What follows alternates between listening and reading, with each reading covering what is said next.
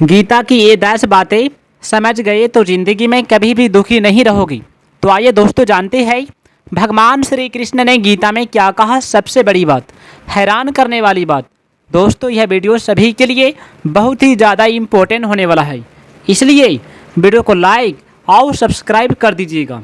तो आइए जानते हैं भगवान श्री कृष्ण कहते हैं कि एक दूसरों की सहायता से ही सबका जीवन चलता है। धनी से धनी व्यक्ति का जीवन भी दूसरों की सहायता के बिना नहीं चल सकता है। हमने किसी से लिया है तो किसी को देना भी पड़ेगा। किसी की सहायता करना, सेवा करना हमारा भी धर्म है, परम कर्तव्य है। इसी का नाम कर्म योग है। कर्तव्य वह है जिसे हम खुश होकर कर सकते हैं और जिसे अवश्य करना चाहिए और उससे लक्ष्य की प्राप्ति अवश्य होती है। कर्तव्य हमेशा इच्छा रहित होकर परमार्थ की दृष्टि से किया जाता है।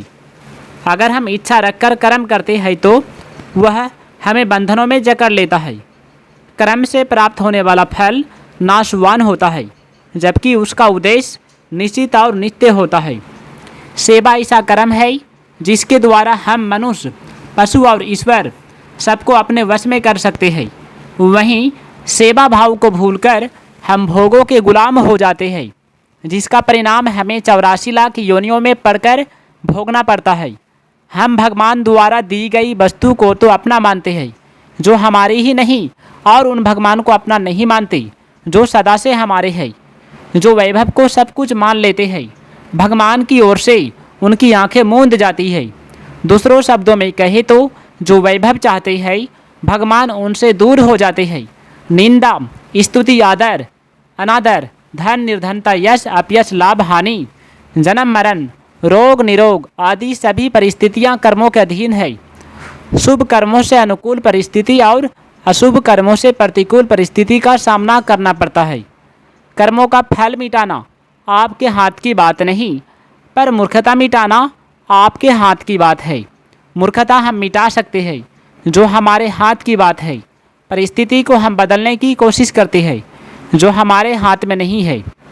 जो स्थिति हम आज भोगते हैं वे हमारे शुभ अशुभ कर्मों का फल होता है।